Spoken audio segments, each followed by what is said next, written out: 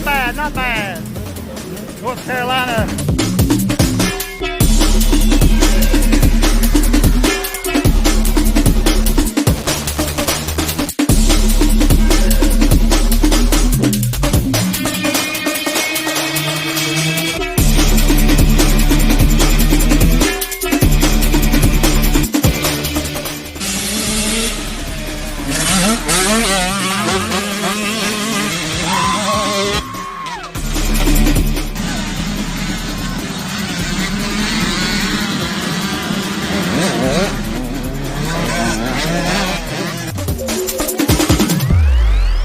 Boys out of the 85cc class too, so they're going to run a good race today. Very back row with the adults. Andrew Adams, Jett Leatherwood, TJ. 2 hour big boy race, 3 o'clock in 100-degree heat.